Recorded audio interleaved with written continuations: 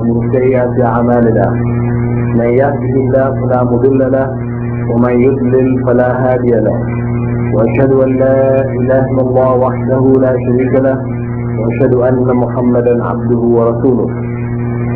All praise be to Allah, and of course we should praise Him, seek His help, seek His forgiveness, and seek refuge in Him from the evil which is within ourselves and the evil which results from our deeds. For whomsoever Allah has guided, none can misguide, and whomsoever Allah has allowed to go astray, none can guide. And I bear witness that there is no God worthy of worship but Allah, and that Muhammad sallallahu alayhi wa sallam is the last messenger of Allah. In the previous session, where we were looking at different Islamic issues, we looked at the cliche Islam spread by the sword, was it spread by the sword? And we looked at the rationale for polygamy, as well as arranged marriages, child marriages, and the permission which is given to Muslim males to marry non-Muslim females, and the fact that Muslim females are only allowed to marry Muslim males. In this session we'll be continuing to look at issues concerning women. We'll be looking at the issues of hijab, the veiling of the Muslim woman. Is it a symbol of oppression? We'll also be looking at the right to divorce. Is it something restricted to males or not? And women's rights with regards to witnessing crimes, etc., and contracts, as well as their rights with regards to the inheritance laws.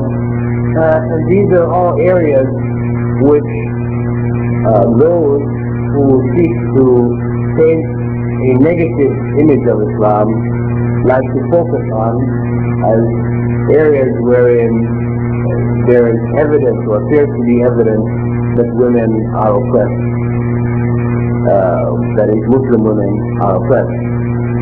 And from our previous talk, we pointed out that in general, the mistakes which come up in understanding the position of women in Islam with regard to various laws, legal systems, is that there is a tendency to want to look at the Muslim woman in the light of Western society, where Western society has taken certain direction, either with family relationships are in a particular form.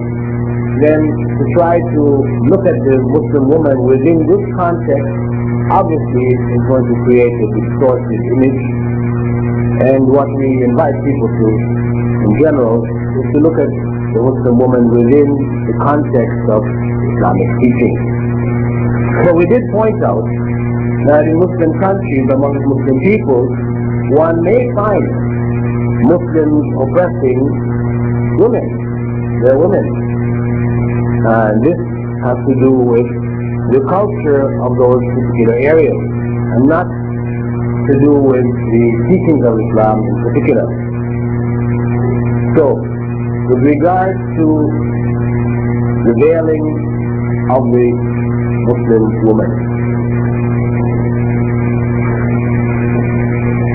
first and foremost, what we find is that in the society, historically, women have been in a position of weakness, meaning that they are subject to harm in society. This is real. And there is a direct relationship between the attacks on women, the molestation of women over the last 100 years, and the removal of clothes from women during that same period. If we looked at Western women at the turn of the century, Western women at the turn of the country, we would see them dressed virtually like Muslim women, covered, head to toe. And today we look at the Western woman as portrayed to the world as a whole, which has become sort of the standard for dress. This woman is virtually naked. In the United States, in 1991, the figures released with regard to the molestation of women was that the amount of rape which took place in America in 1991 had crossed the 100,000 mark. This is 100,000 rapes. This is those that have been reported. Those reported.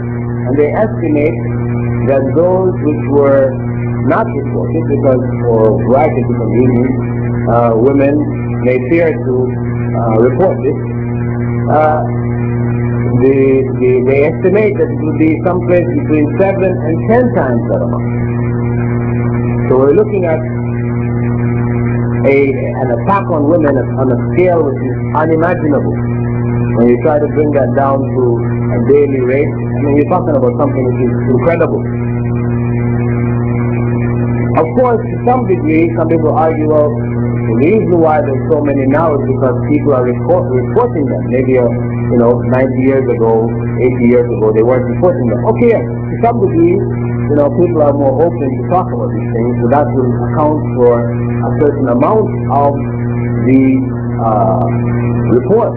But the police reports, which have to do with criminal cases where people are attacked and they are found, or the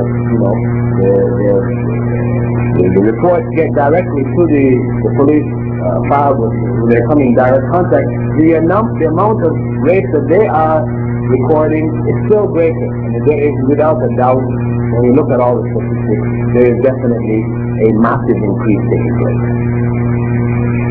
What Islam contends is that this has a direct relationship to the way that the woman is dressed. It has to do with the mentality of the men, etc., etc. But the way that women are dressed does have a major role to play in this process. This is why when Allah instructs the women to wear the outer garment, يُدْنِينَ عَلَيْهِنَّ مِنْ جَلَابِيبِهِنَّ, Allah goes on to say, لِيُعْرَفْنَ وَلَا يُؤْذَيْنَ, that they be known and not harmed. So the major goal that Allah has stipulated or pointed out in terms of the veiling of the woman, Muslim woman, is that she not be harmed, that she be known in the society and not be harmed. Because again, some people mistakenly think that, okay, wearing the veil is to become anonymous, meaning that nobody will look at her. No, of course, in this society, for a woman to cover herself up, she's going to be looked at. She's going to draw attention. People will look at her. But the idea is not that they will not be seen, but that they be seen in a particular light.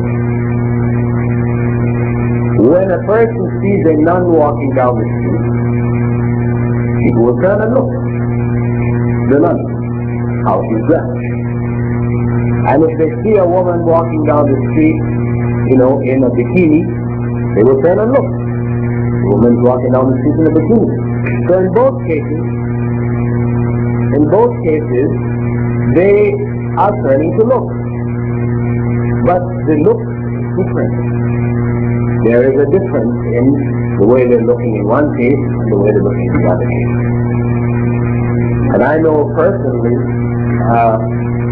when my wife wore hijab and scarf, etc., in Toronto, we used to go on the subway or on the bus, People used to get up out of their seats and offer her.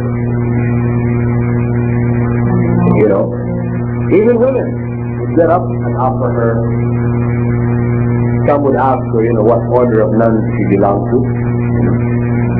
But it was obvious that the person dressed in this fashion, you know, was a person who was pious, was religious. I mean, these are the implications of the dress. You know, that they have a particular outlook on life. They're not about exposing, inviting sexual attraction, etc., etc.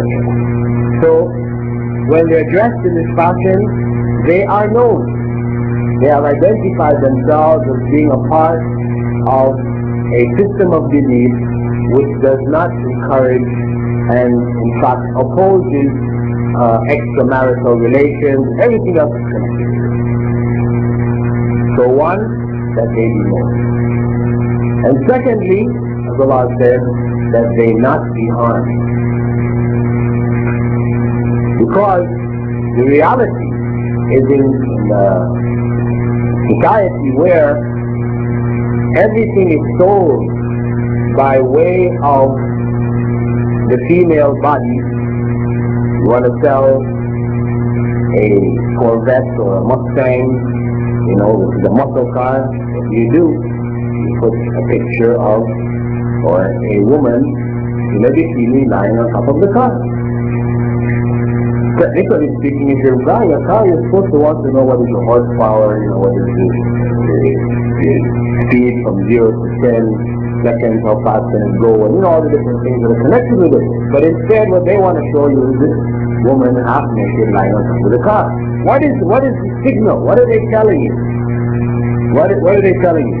If you buy a Mustang, you're going to get what's on top of the car. So, what happens is that in reality, when people go out and they buy their Mustang and they drive around and they don't get what was on top of the car, they're frustrated. This is supposed to come along with the car.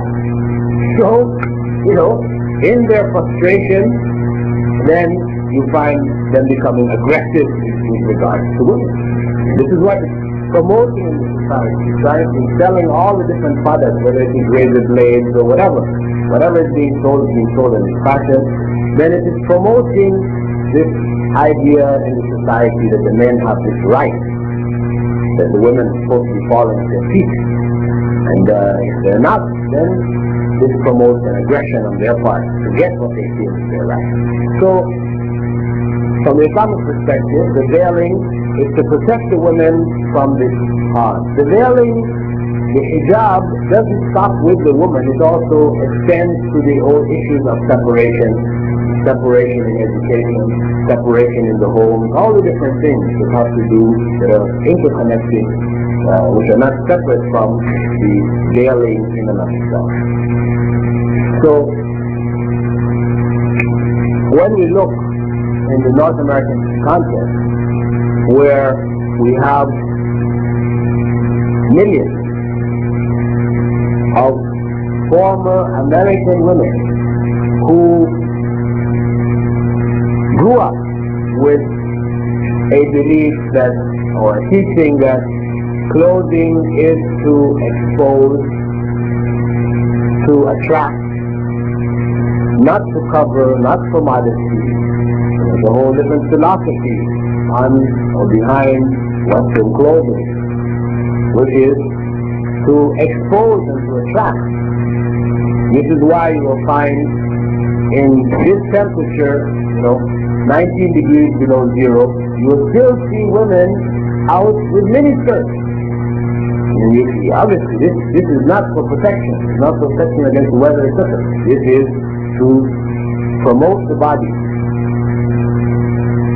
So that philosophy, you have millions of women who have grown up with this philosophy, who have accepted Islam and chosen to cover them. This is clear evidence that the covering is not oppression. Of course, Muslim lands where Muslim young women are growing up, and the covering is only cultural. You wear this garment because this is our culture. In our culture, we wear it this way. This is why, for example, in some places, the headscarf just becomes something worn over the shoulder. It's slipped on certain occasions, but it's just symbolic. It no longer serves the purpose of what it originally was supposed to serve. The dress, though it may be long and all this, it becomes form-fitting, showing the body in any case, right? Or it may be see-through. So these garments, though originally they were covering type garments, now they have evolved along with Western fashion to become revealing garments. So young women growing up in this context, where the covering, the hijab is they're obliged to wear it because of the cultural pressure. Then such people, when they come into North American context, that you find them removing. Because they haven't understood why, or they may express, if they're discussing with some feminists or whatever, they may feel this is kind of oppressive. Why should we have to wear this?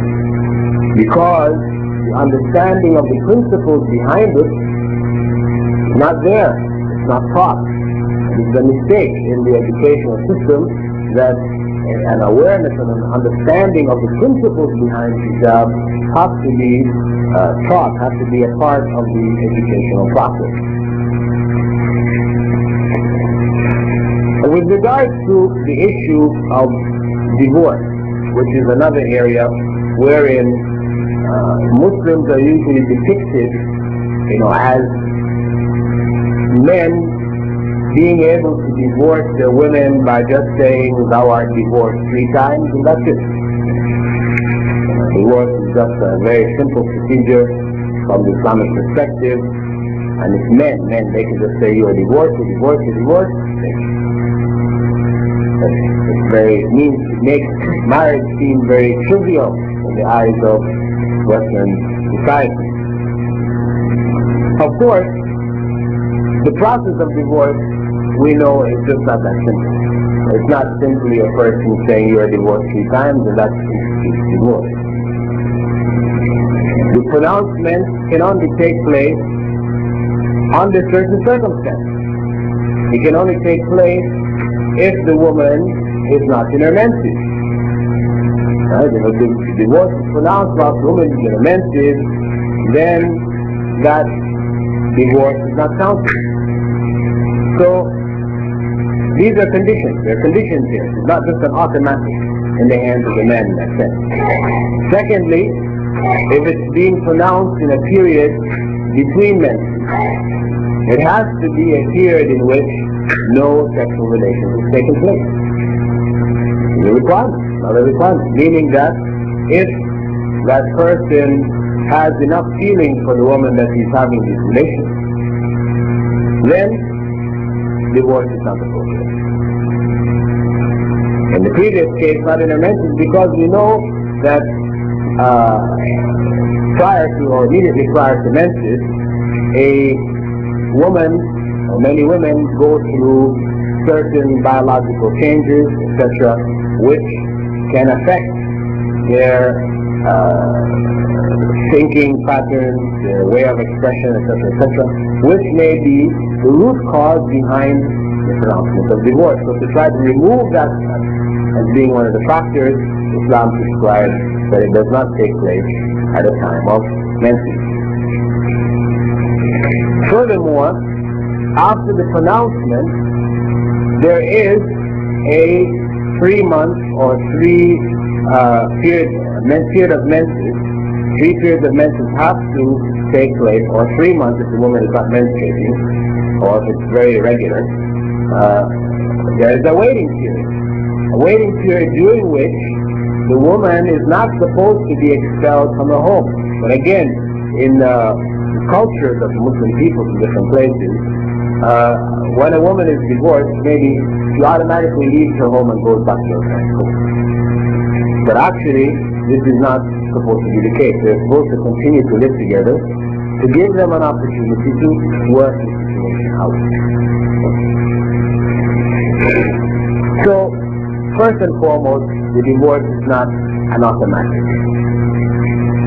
It isn't as complicated maybe as it is in the West, where people, get into divorce court, and everybody starts washing everybody else's laundry in public. He was doing this and that, and all these other kind of things. It becomes very nasty. Okay, in Islam we don't have that. But really, that's not good anyway. It's harmful. It is relatively simple in the sense that it does start with the pronouncement of divorce. But in another sense, the marriage itself began with a simple acceptance, a proposal and an acceptance, which was pretty simple also. So there's no need to make it, unnecessarily complicated. But at the same time, it is not trivial and easy to the point where it's just three pronouncements and the divorce takes place. The other point is that the idea that the pronouncement of divorce is only in the hands of the man, this is incorrect. This is incorrect. Because, according to Islamic law, if a woman requests at the time of her marriage that it be a condition in her concept of marriage that she also may pronounce the divorce, then she can pronounce it just as the man can, following the same principle. And if at any time in the marriage she asks her husband, will you give me the right to pronounce divorce? And he says, okay. She can pronounce it. So it is not limited to the man. It is put initially in the hands of the man, but the woman can also get it through request at any time in the marriage, or putting it in her contract from the very beginning. It's possible. Then we also have the situation where a woman has a normal procedure. If she didn't put in the contract, she didn't request it, she can institute divorce proceedings by way of the court, which is known as khula, where she requests, divorce. It goes to the court, wherein the causes, etc., are checked out, etc., to ensure that it isn't over something which can be worked out, something trivial. But it confirms that the woman also has the right to pronounce or to request divorce, though not exactly the same as the man. True, it's not exactly the same, and this is taken into account the differences in their natures in general. The woman tends to be more highly strung and may react to things more quickly, more easily. So rather than put it in her hand initially, it is put in her hand indirectly. Whereas the man tends to be, more unemotional, not as easily emotionally moved, etc., tends to be more stable in that sense of thinking. It is placed in his hands initially.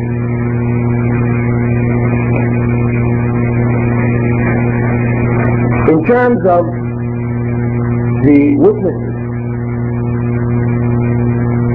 and before I go to that, the issue of a woman being married having to have a guardian, an issue that is also raised, where for her marriage to be valid, in the opinion of most of the Muslim scholars, there should be a male guardian, his consent should be given. This is primarily to protect the interests of the woman. It is not primarily to oppress the woman, though Muslims may use it in this way, where women are not allowed to marry the people of their choice. Okay, that is Muslim. But according to Islamic law, the principle is to protect the interests of the woman. Why?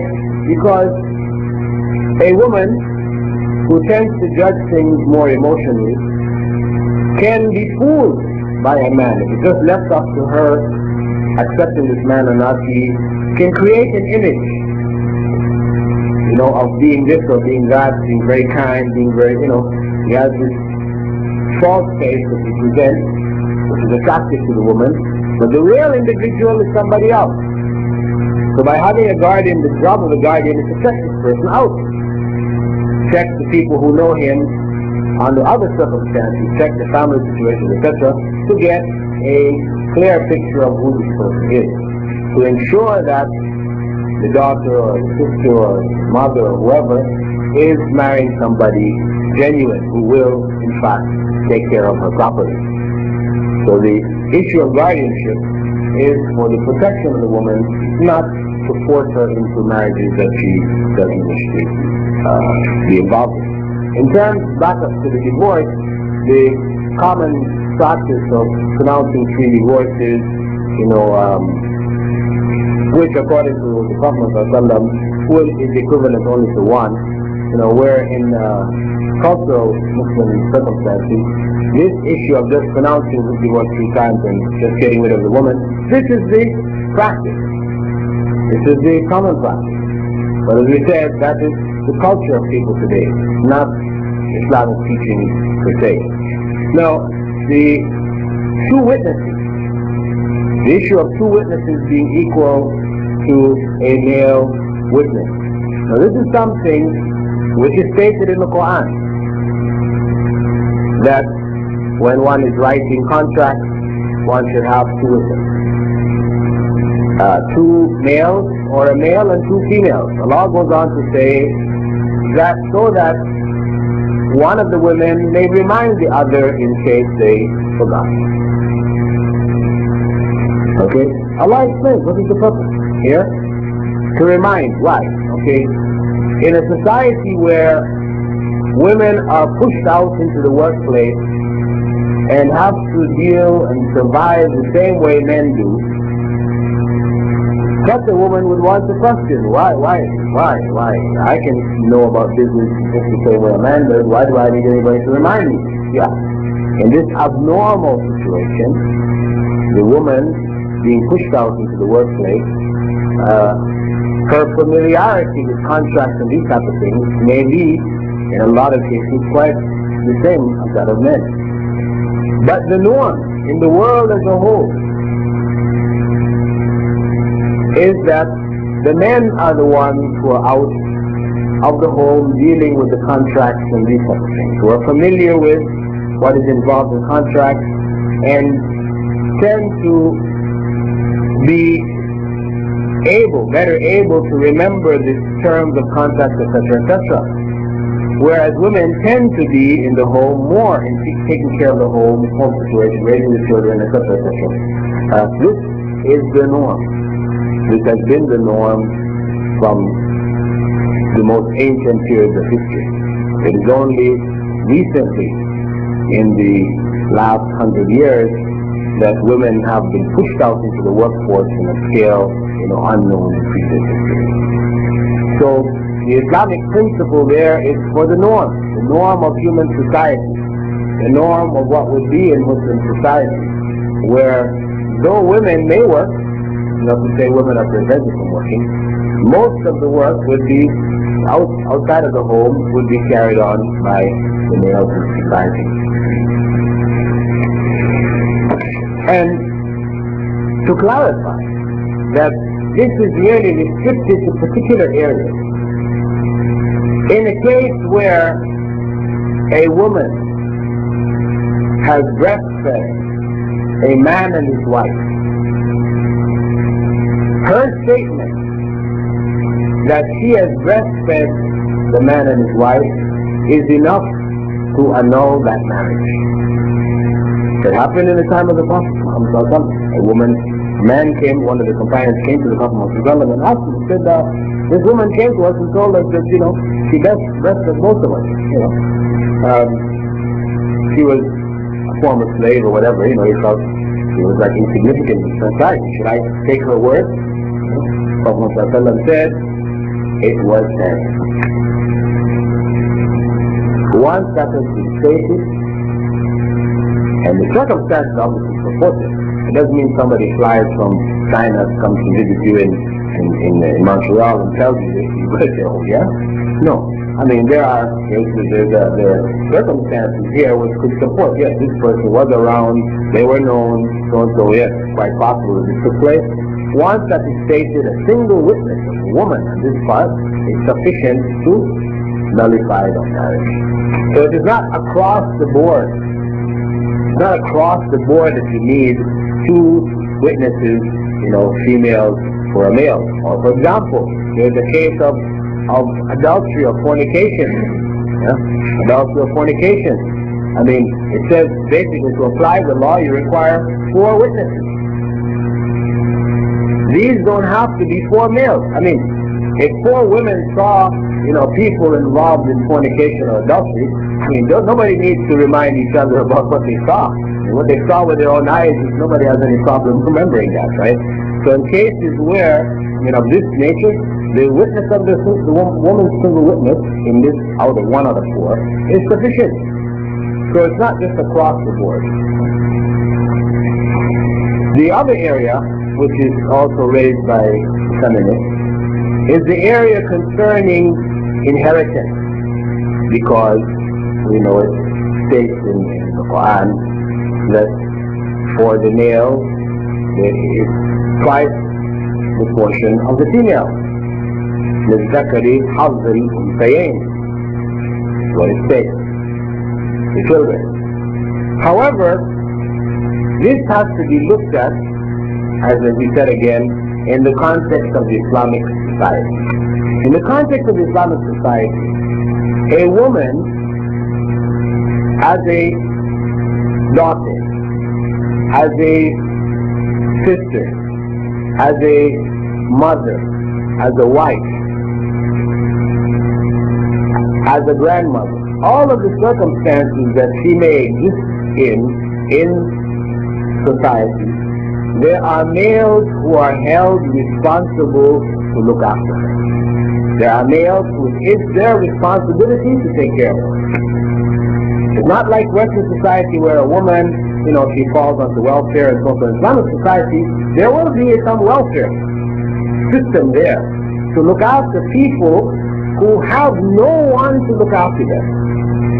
But this means that they have no relatives, no male relatives also who can take care of them. In that circumstance, then the state steps in and takes care of them. Otherwise, such people are taken care of by the family. The family provides a system of looking after those who are weak or helpless or whatever in society. That is their responsibility. So the woman, in all of the various positions that she may appear in the society, has males who are responsible for her being taken care of. So consequently, when money is being divided, some money goes to her, which is her own right to do with as she pleases, as some money should go to her brother, which is his own right to do with as he pleases. But then an additional amount is given to the brother, who is also responsible to take care of his sister. That additional amount is based on his responsibility with regards to his sister or his mother, etc., etc. And we know also that this is not just right across the board in all circumstances, because in the same chapter, the 4th chapter of the Quran, where the inheritance laws are discussed, in verse 11, we have Allah saying, for each parent is 1/6 if the deceased left children. So the division where there are children and responsibility now has been given to some of the children to look after the others, then the parents' division becomes equal. We also find if a man or woman left neither descendant or ascendant, but left a brother or a sister, each gets 1/6. If there are more than 2, they equally share 1/3. So there are other of the, away from the immediate inheritors, who will have their divisions taking place on an equal basis.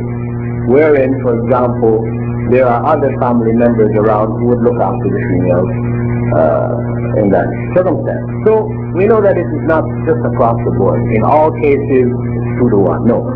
It is primarily for children, yes. But outside of the area of the children, it ends up, in the case of parents, brothers, sisters, etc., they end up dividing on an equal basis.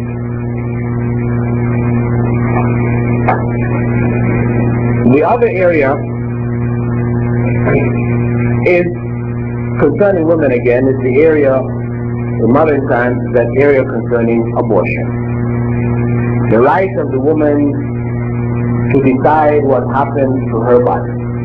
Right? She has a child in her womb, she wants to abort this child. The argument today is her body, she can do with her body, this is her right to be able to do with her body as she pleases.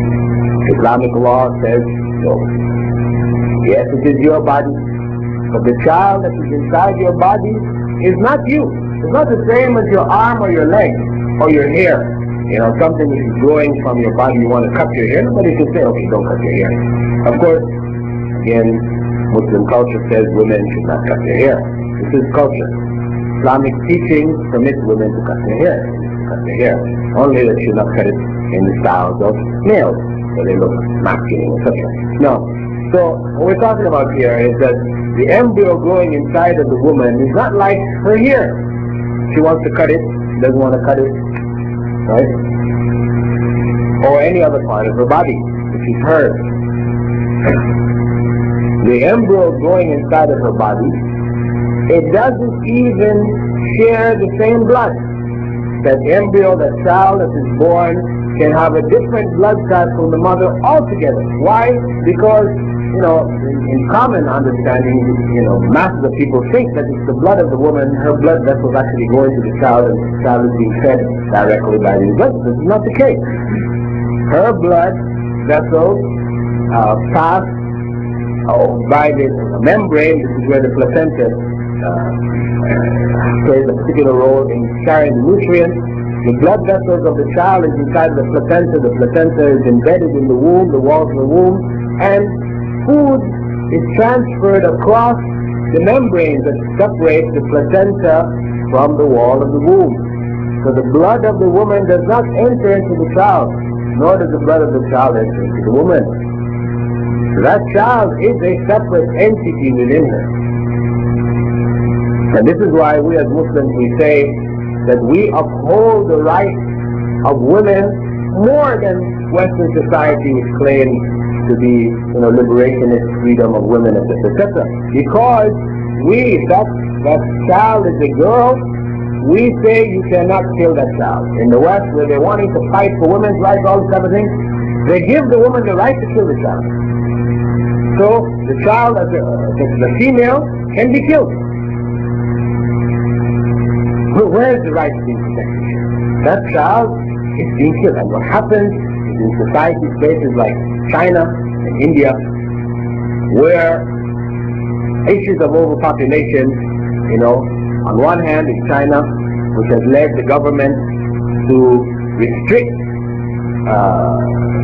children to one per couple, right? So the Chinese couple know they can only have one child. They all want a male, because the male will provide strength to the family, he can get out in the field, so they want male. What happens is, they get an ultrasound, and the woman is pregnant, they're able to determine this is a girl, they abort the girl. So there's a change in the population, dynamics there in China over the last, 20, 30 odd years. There's a major change that is taking place. The number of men are now, more than the women in that society. This is something abnormal. Go around the rest of the world, the women outnumber the men. Under normal circumstances, women will outnumber men. Biological reasons, etc. They live longer. But in China and in India, again, where a woman is a curse for a family, because you have a female, now to get her married, you're going to have to pay all this money, so she's a burden. Whereas if you have a male, he's going to bring in money. right? So again, it's very common in India amongst the Hindus that, midwives, where they don't have money to do ultrasound, midwives are paid so much to deliver the child and paid an extra amount to kill the female children. And they've been in the newspapers, there's exposés where they've talked about it. Midwives are practicing and doing it. They will strangle the child or whatever, cause the child to die at birth. They pay their extra for that. And of course those who can afford the ultrasound, etc., then their ultrasound determining the girls and aborting them. So female children are being killed in mass in China and India. Islam prohibits it. So we can say, Islamically speaking, we protect the rights of the women more so than these other societies which allow abortion. Islam prohibits the woman from aborting the child. Yes, according to Islamic law, a fetus, an embryo, is not considered to be a human being until the beginning of the 5th month. So abortion which takes place before the 5th month would not be considered the taking of a human life. However, according to Islamic law, it is prohibited to take any life without just cause. Prophet ﷺ said that we should not take birds as our target, animals as our target. You bought a new hunting rifle, you go out in the wild there and you start shooting birds, shooting squirrels, whatever, checking your sights. No, it's not allowed in Islam to make animals a target just for fun, for practice, or whatever. It's forbidden.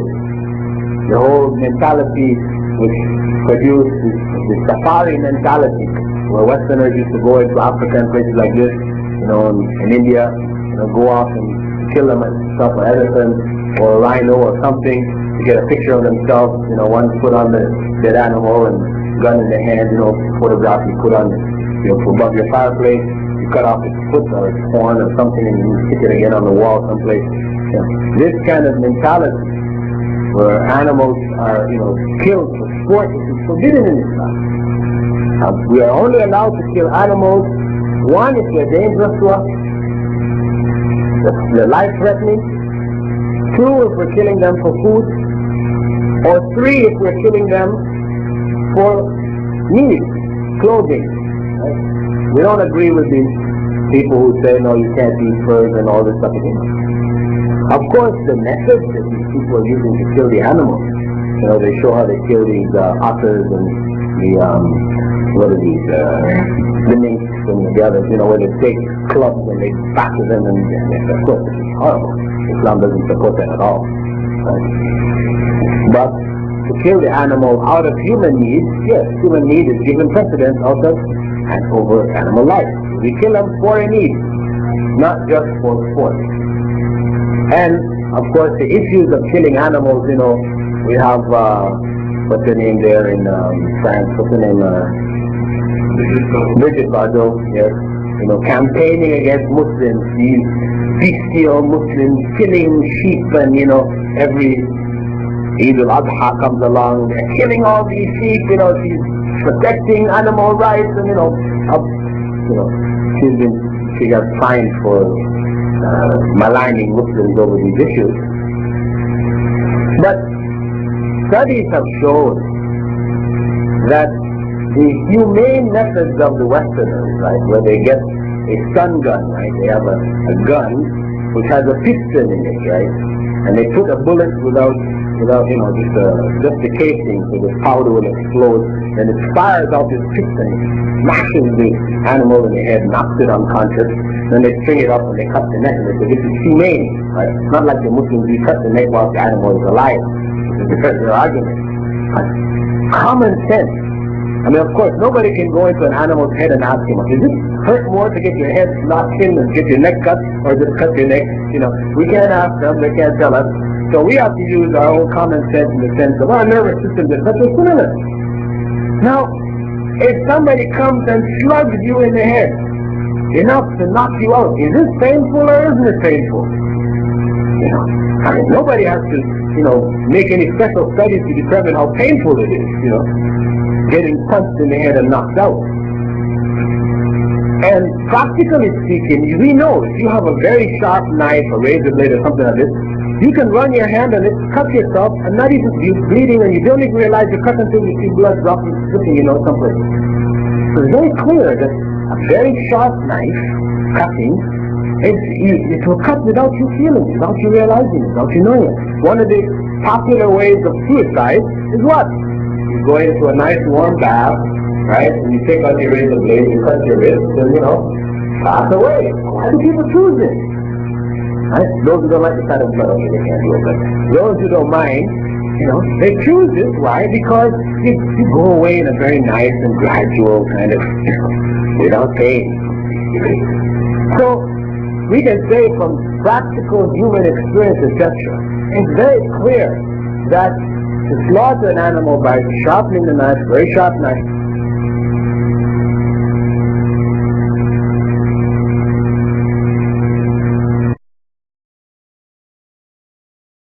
into the head in terms of the pain and the suffering. So different. So Muslims are far more humane with regard to the killing of animals than the non-Muslims would have us believe. But back to the issue of abortion, from an Islamic perspective, what we're saying here is that though one may abort before the 5th month, we are still taking a life. It's not a human life, but we're still taking a life, which is prohibited. And the only time that we can take that life legitimately is if that life is now threatening the life of the mother. In the case where she has what they call an ectopic pregnancy in the fallopian tube, where if that child was to develop, it would kill her, yes, abort at that point to save her life. This is this basic circumstance under which abortion is permissible. Some scholars have also included circumstances of rape.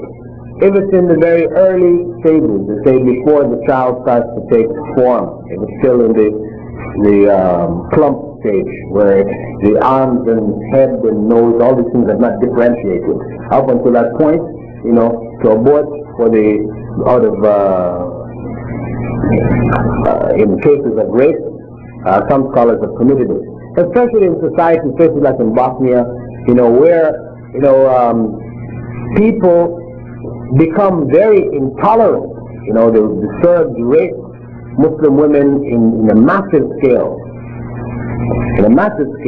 and they held them, making sure that they would, that they were till they were pregnant. They raped them continually in a massive scale, in order to destroy the family. Because in that society, as in many Muslim societies, because of the fact that the issues of chastity are held high, especially in the case of women. This is something again, where there's something of a double standard you can find, unfortunately, amongst Muslims who have emigrated to North America, where they'll be very careful about their daughters. I know this is in England, for example, where they have many girls' schools, but the boys' schools, they don't have. So the girls' schools to protect the girls, but the boys, they can do their thing, doesn't matter.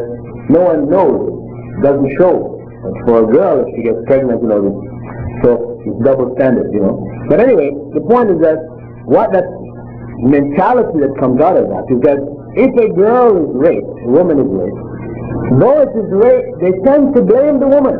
Even in a circumstance like in Bosnia where the woman has been raped in large scale, you'll find the males still blaming the woman, not wanting to have anything to do with them, so they become like ostracized pariahs in the society, and they become, fresh meat for the missionaries. Because the missionaries will focus on these, they set up special camps, counseling and everything for them, to look after these people. Huge numbers of them right now being Christianized. Of course their deen was very weak in the first place, but now they're under the onslaught of Christian propaganda in the refugee camps and etc. inside Bosnia as well as outside Bosnia today.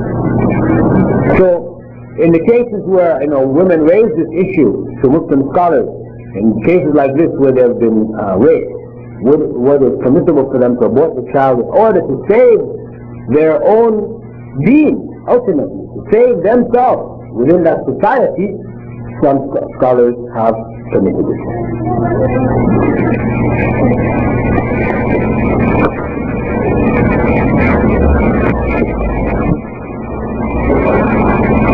In the case of artificial insemination. Oh, and I should add to this, in the case of contraception, because it sort of relates to abortion, I'll just deal with it at the same time, that from an Islamic perspective, contraception is permissible. It's not preferable. Prophet ﷺ has said, "Tanakahu takatharu," marry and have many offspring. And this is the encouragement. We're encouraged to marry and have many offspring. So the issue of contraception, which is to reduce the offspring, is against this sunnah. On the basis of that, it is not preferable. But we know that Prophet ﷺ, though he told us to have many children, companions came to him and asked him whether they could practice a form of contraception which was done at that time, and he permitted it. So on the basis of that, we have to accept that it is permissible. Now, the methods which may be used cannot include those which have been scientifically proven to be harmful. If there are methods which scientific research has shown to be consistently harmful to women, then to use these methods would not be legitimate. There have to be ones which, as far as is known, are safe. But as a choice for human beings, Muslims, contraception is permissible. But abortion would not be considered as a mode of contraception. Because when they think about birth control in the Western context, this includes abortion. Birth control from the Islamic concept does not include abortion. An area related to this is what they call artificial insemination, where the sperm of a man, the ovum of a woman put together in a petri dish, when it develops, then it's put inside the woman. Okay. This may be done, Islamically permitted, if a woman has difficulty conceiving due to problems, and they have cysts or whatever. The eggs are there, but they can't get into the womb to be fertilized, etc. So this is an assistance. Her eggs are combined with her husband's sperm, and the embryo put back in her womb. That is permissible according to Islamic law. This is only assistance. But any other form, where it involves the sperm of another man, because her husband is sterile, for example, so you get another man's sperm and mix with her ova, this is not acceptable. Or to take her husband's sperm, her ova, and put it in her mother's womb, or her sister's womb, or her daughter's womb, or anybody else's womb, this is not permissible. That child will not be considered to be the child of those parents from Islamic perspective. And we know full well, that in an Islamic context, if a woman breastfeeds the child of another woman, then that child becomes her child also, in the sense that that child cannot marry her own children. It is the son or daughter by rida'ah, or by breastfeeding, according to Islamic law. So how much more if that child grew in her womb? So if that child grows in the womb of the sister, or even in the womb of the daughter. So from an Islamic perspective, the only permissible method is that of assisting that woman and the man by combining the sperm and the ova outside of the womb and placing it back inside of that same womb. The last issue, just touch on it again. From an Islamic perspective, organ donation is permissible. Permissible. Donating one's body to science, no. If you end up on some doctors as a cadaver being cut up, your head going someplace, your arms, whatever else, people experimenting on you, no. But an organ taken from your body to save the life of another human being is permissible. Whether you are living or whether you have died. Meaning, for example, your relative's kidneys have failed, you have the same blood type, your kidney can save their life, yes, it's permissible for you to take one of your kidneys and give it to them. So while living or even after death. As we say, no, it is only taking what is necessary, taking absolutely what is necessary to help save another's life. And this is on the basis that harm, if a small harm prevents a greater harm, then it is permissible to do that smaller harm. The harm which comes from you taking out a kidney, because it does harm you, is less than the harm which comes from your relative, your brother, your sister, or whoever dying, the greater harm. So to save their life, it is permissible. Okay, those are the issues which are mostly concerning female oppression of female, etc. And we've dealt with also organ donation and tradition. Inshallah, we'll pause here for any questions that you would like to raise before going into our final phase of issues.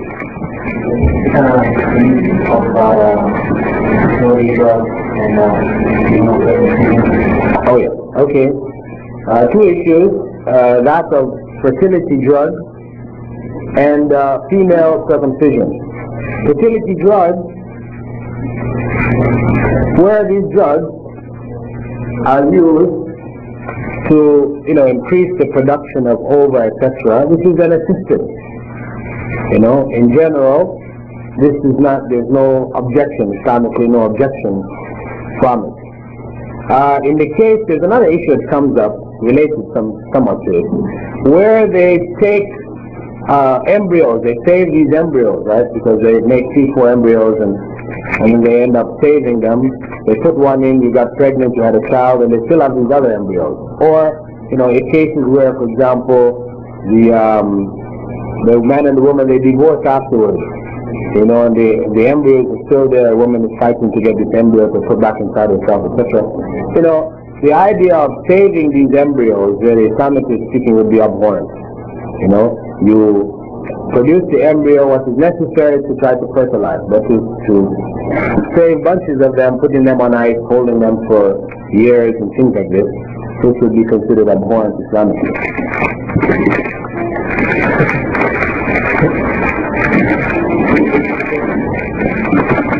The other issue, which was that of female circumcision,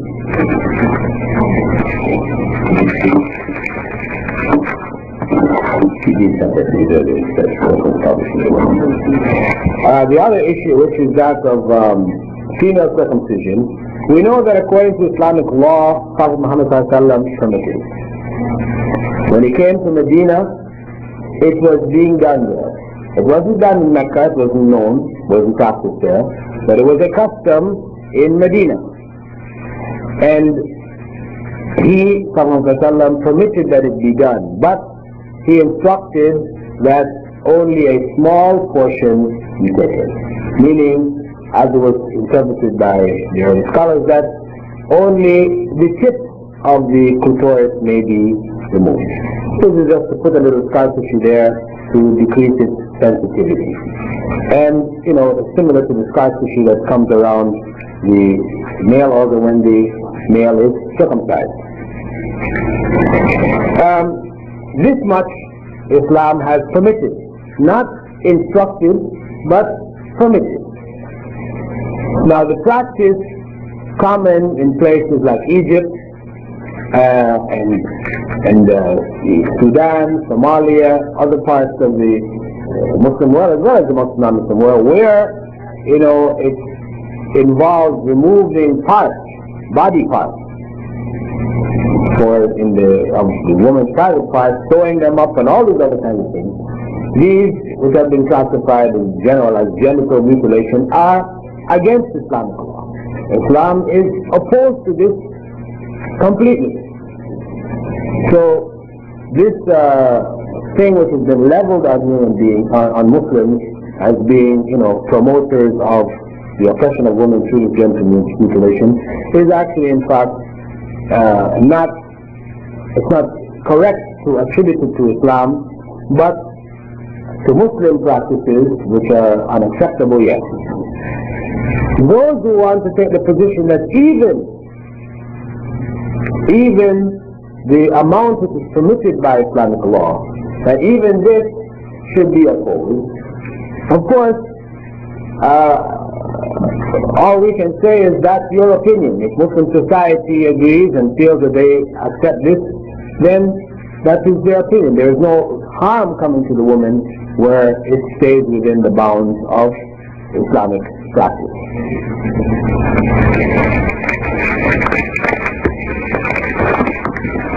There is a hadith cited by Al-Albani in his book about how to perform prayers, in which he stated that there is raising the hands with every takbir during the prayer. What about the raising of the hands during takbir when one goes to sujood?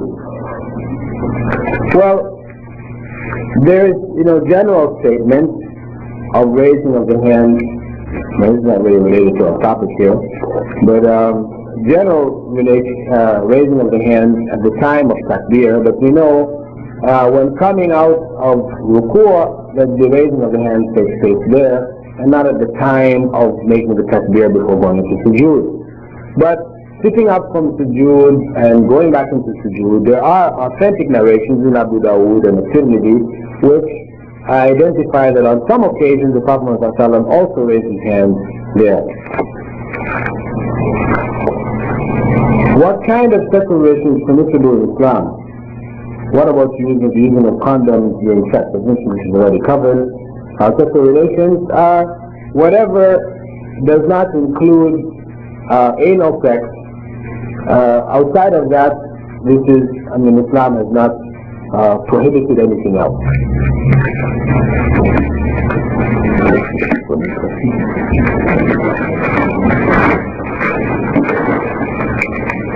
If a woman sights the moon, is her testimony sufficient? Yes. Because again, this is not an issue which requires somebody to remind somebody who forgets. As for witnesses, by taking your estimation of why the ratio is 2 to 1, then some may say that since women are working, this condition is nullified, but the law of Allah cannot be nullified. Now, as I said, the law of Allah therefore there might be other reasons that only Allah knows, right? Well, Allah said in the Quran is that they might forget.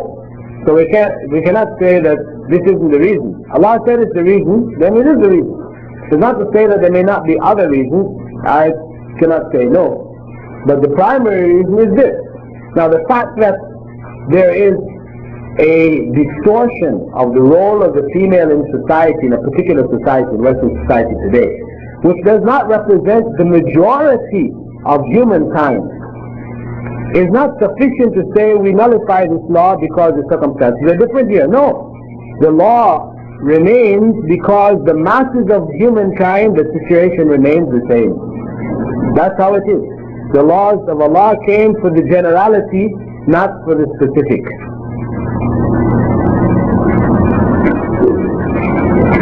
If one pronounced divorce on one's wife, when one had knowledge of the rules of divorce, but it was done out of anger, and then he changes his mind or comes back to his right state of mind, does this count as one divorce? Most scholars hold that it doesn't count as divorce. If it was done out of anger, or if it is done not meaning divorce but as a threat, for example, that these are not classified as divorce. How would you respond to those who say rape is not about sex but about hatred for women and gaining power over women? Well, I would say that gaining power over women, Western society in general, has men in power over women. The control of the fashions, the control of, so much in the society, there is control over women. So those who want to say, well, there's a hatred for women and gaining power over women, this is what's behind sex. Okay, psychologists or sociologists or psychiatrists have analyzed some rapists and okay, they've expressed it. But to say this is the motivating factor and it has nothing to do with sex, I think this is quite far-fetched. This is quite far-fetched. Because hatred for women, can be fulfilled by battering them to death. So many other things you can do. Or could be done. Can a woman who wishes to marry a good Muslim man of good character change her wali if his basis of rejecting this proposed prospective groom is superficial, wrong, i.e. rejection on the basis of different ethno-cultural or socio-economic background? Yes, it is possible that the wali, if the objections are not based on Islamic considerations, if the objections are un-Islamic, then the woman does have the right to seek a recourse by turning her guardianship over to the court or over to the leader of the community where there is no Islamic court. Question on meat. I heard that there's a new way to kill animals in Canada where the slaughterhouses put the animals on a belt, one by one. The machine kills the animal. Knowing this, it is still permissible to eat the meat of the people of the book.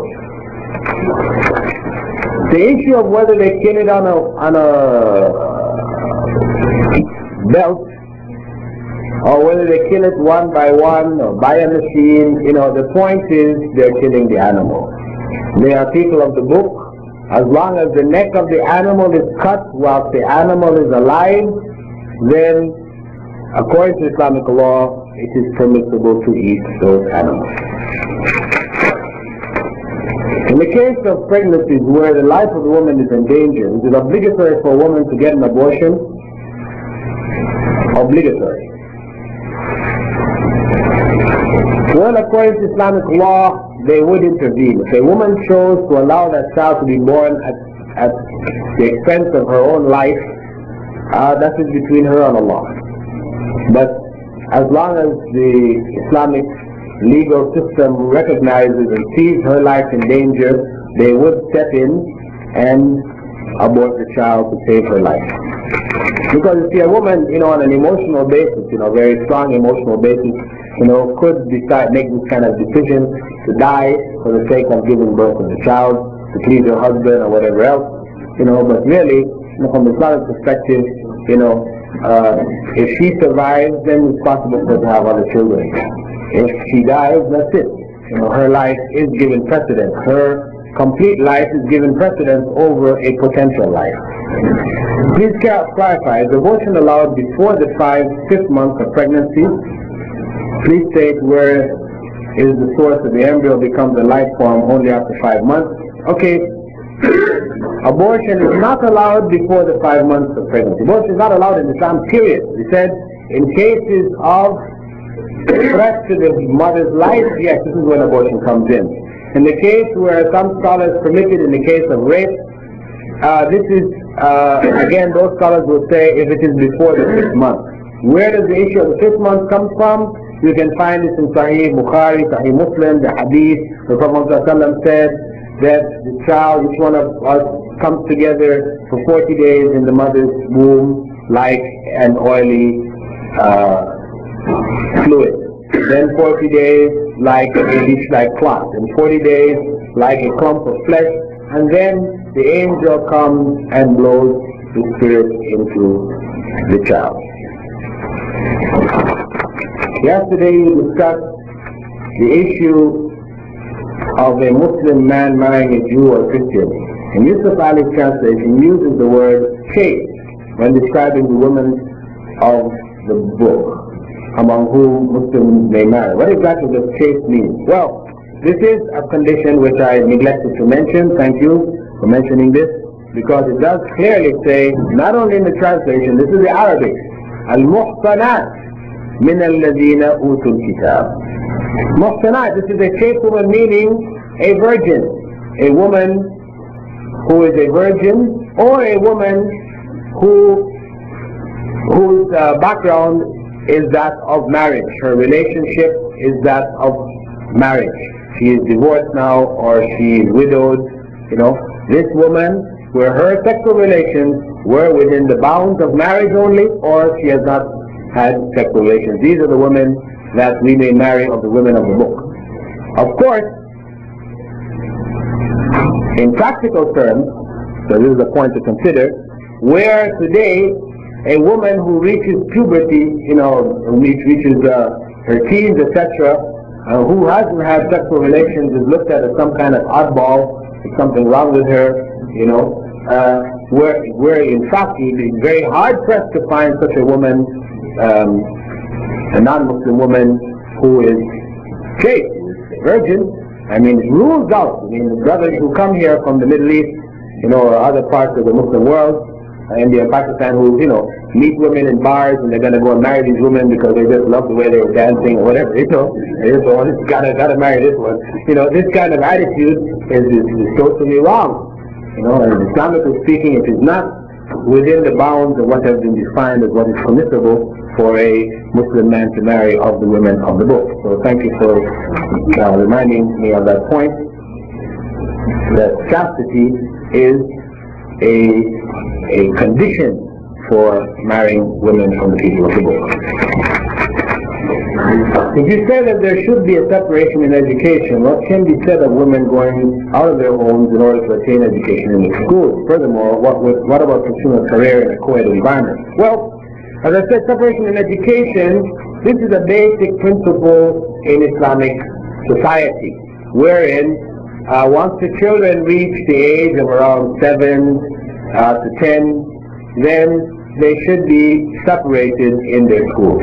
Separated, if possible, one can afford to have separate schools for the girls and the boys, yes, or at least they're separated in their classrooms, the boys in the front, the girls in the back, some separation should be maintained within the schools, especially those schools where they don't have the means to provide completely separate education for males and females. Now, in this environment, in this society, where schools are not available, Muslim schools are not available, to say, well, since there isn't separate education available, women shouldn't be educated, this is social suicide. This is social suicide. Because for us to develop a community here, because ultimately as Muslims, we should not see ourselves as being establishing Muslim families where we just live on our own. You have your own apartment or you have your own house and you maintain your Islam between you and your wife and your children. This is your responsibility. Beyond that, this is incorrect. To look at ourselves living this way, your neighbors are all non-Muslims, all around you. The environment, the neighborhood, everything, this is all a non-Muslim environment. For you to live like this is a cursed situation. Prophet ﷺ said that he absolves himself from a Muslim who dies in the midst of the disbelievers. This is a situation which is not permissible according to Islamic law. It is a requirement, it is a must that Muslims who are here, for example, here in Montreal, that they attempt to create neighborhoods, Muslim neighborhoods, where your neighbors are other Muslims. You're living in an area, not creating ghettos. I'm not talking about creating ghettos, I'm talking about Muslim neighborhoods, right? where the majority of the people in this area are Muslims, where you can control your environment, where your children are interacting with other Muslim kids, your wives are interacting with other Muslim women, you know, your school is in that neighborhood, your masjid is in that neighborhood. This is what we should be developing. This is the hijrah. This much of hijrah remains an obligation on Muslims in the West here. Because for us to live these separate, individual, scattered lives is, as I said, something cursed. And what it does, of course, is it promotes the destruction of our families, the generations of our children going to non-Muslim schools, etc., growing up with all non-Muslim friends, etc., who in the end become non-Muslims. This is what we're doing. We have the history of people coming here to Canada and to America, you know, for the last 70 years, where we have whole generations that have disappeared totally. Out west, you can go out into Alberta and you know, in other parts of the state, so you can find where they just disappeared. People came and they're no longer there. It is essential. Hijrah remains an obligation of Muslims until the last day. Prophet Muhammad said, لا تنقطع الهجرة حتى تنقطع التوبة. Hijrah will not end until the acceptance of repentance ends. ولا تنقطع التوبة حتى تطلع الشمس من مغربها. And Tawbah will not end until the sun rises in the west. So Hijrah remains an obligation on Muslims. It is the Sunnah of Rasulullah ﷺ. We know from the Seerah that this was the turning point for Islam from the period of oppression in Mecca, where Muslims were scattered, they were under pressure, etc., etc. When the Hijrah was made to Medina and the community was formed, this was the beginning of the end for disbelief in that country, in that land, and for the spread of Islam throughout the world. So this is something that we must work towards and we must develop. Meaning, we need to have Muslim female gynecologists in Muslim clinics.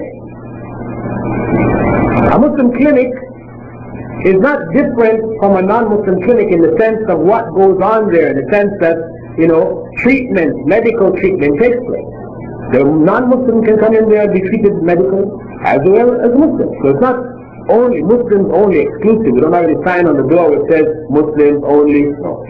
But if a female comes into that clinic and says, I want this male gynecologist to, you know, you say, no, okay, we have limitations here. Gynecology, this is a specialty for Muslim women. So for us to say, we not have our girls go to school and study, we don't need any female gynecologist. Then your wife gets pregnant, she has to see a gynecologist. And you're telling her, you're very much, you know, practicing the deen, she should cover herself and, you know, don't go out exposing yourself. But then now you're telling her to go into this office and take off her clothes, expose herself, and have this man put his hands in her private part. And then you're saying, cover yourself? What is the meaning of this? Women shouldn't get education? What is the meaning of this? This is what I refer to as social Islamic suicide. This is a society committing suicide by denying its women to gain this education so that they can protect the other women in the society. This is essential. So the idea of women, because it means now there's a harm here. Yes, women going into these universities, there's harm. In the schools, there's harm. But the greater harm of us having to put our women in the hands of non-Muslim men is far greater than the harm that comes from the women going into these situations. And of course, when we send a daughter into college or whatever to study, we should send daughters who we feel have the deen, you know, under control. Not a daughter who is kind of shaky, you know, you can see her, she's Michael Jackson at home, Madonna and everything else. You're going to put her into the situation? No, of course. It's a suicide, yes, keep her home. If you have one of those, keep them home, don't send them to school. right? Until you can get her in line, let her understand who she is as a Muslim woman, etc., etc., then you can put her into these education systems, and inshallah she can survive, right, and come back with some knowledge that can benefit the community. What's the purpose of Muslim women in MSU? What's the purpose of Muslim women in Muslim Students Associations? Well, Muslim Students Associations is for women to be on campus, to be in studies. It is important that they be in contact with other Muslims, specifically other Muslim women, and to whatever degree necessary, other Muslim men, to protect their Islam on campus. Again, that's the value that is there. This is the environment, to try to create as much as possible within the student context and Islamic environment for students. So, where the MSA is functioning, of course, properly, with these Islamic guidelines, then we can see the value. I mean, where the MSA becomes just, a party, we get together and have a party, socialize and this type of thing, and of course, we can raise this type of question.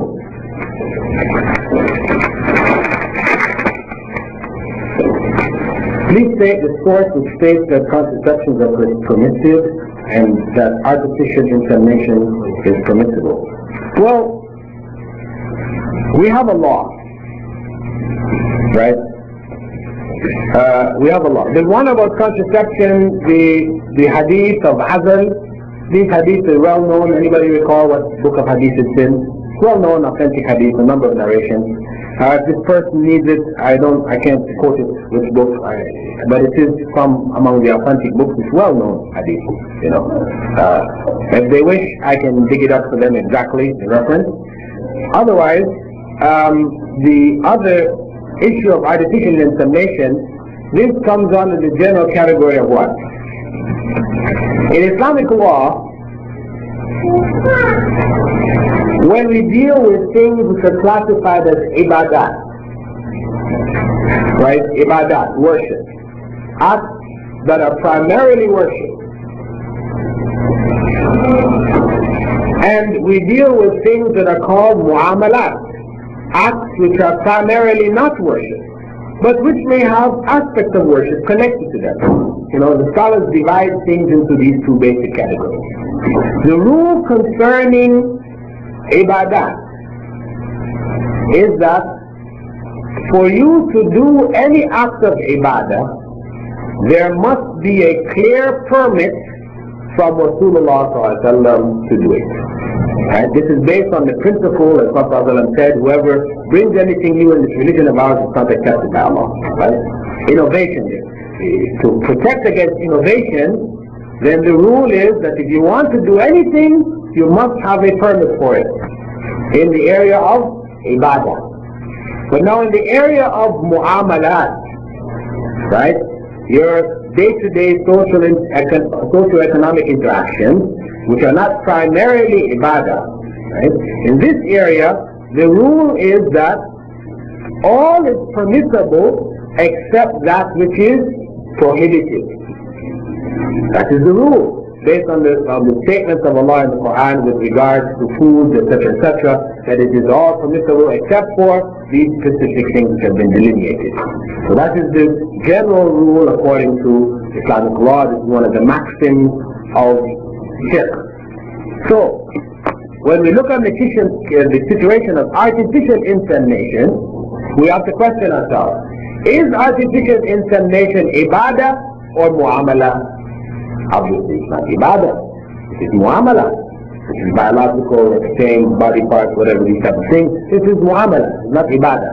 So, this sister who has asked for the source or the evidence, the permission, well, we don't say where is the permission, we ask where is the prohibition. In this case, because it's not ibadah, it is mu'amala, then to say it is not permitted, one has to bring evidence. To say it is permitted is taking things as they are.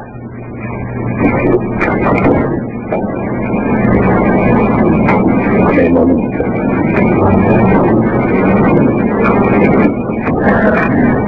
What do you mean by hijrah? Hijrah to a Muslim country? No, not necessarily. Hijrah, as I mentioned, people here in Montreal, I said that the principle of hijrah stands for you here. I'm not meaning that everybody packs up their bags and heads out of Montreal. No. And for those who feel that this life has become so oppressive here, their children are being destroyed, and they have the means to leave, they want to leave, it's perfectly permissible, justifiable.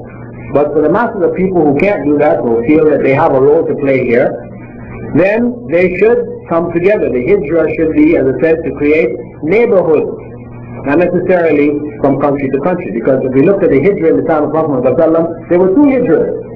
One which was country to country, which was the first hijrah to Abyssinia, right? That was for survival. That didn't spread Islam. And beyond the Najati accepting Islam, and it was not the turning point in the history. The turning point was the hijrah, which was internal, when they went from Mecca to Medina. This is hijrah within Arabia. So people make a hijrah out of here to Muslim countries in the east or whatever. This is not going to change the situation here. It is for survival, those who wish to do it. But the one which is going to change the situation here in the country is the one which is the internal hijrah, where people come and create communities, neighborhoods, environments in which they can now impact on the society.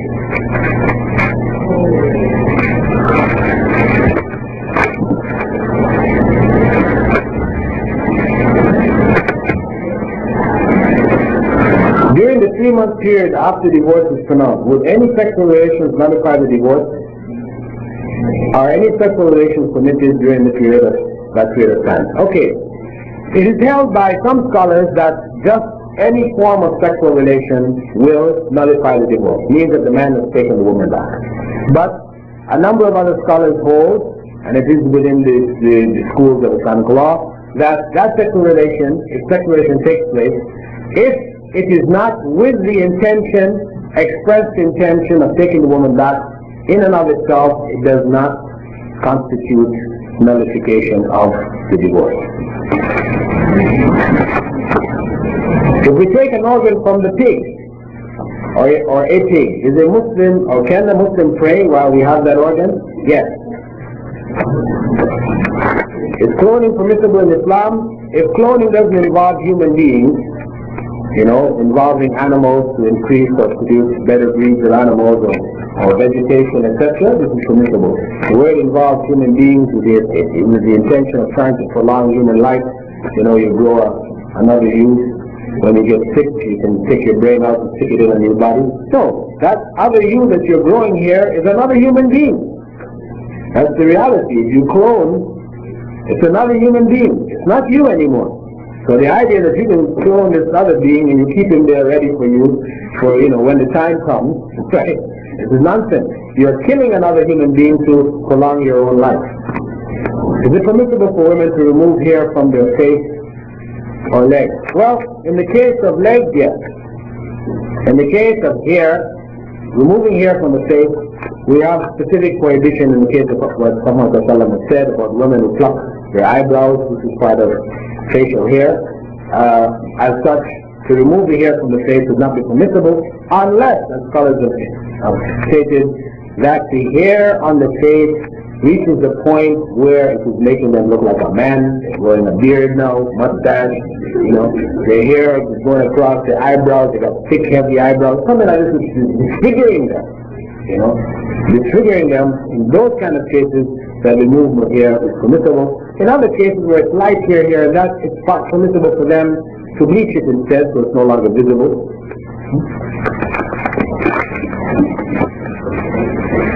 Last question. Yes. Two sisters. The younger sister. Yes. Two sisters. The younger sister's granddaughter and the elder sister's youngest son want to marry. Okay. I'll have to think about this one here.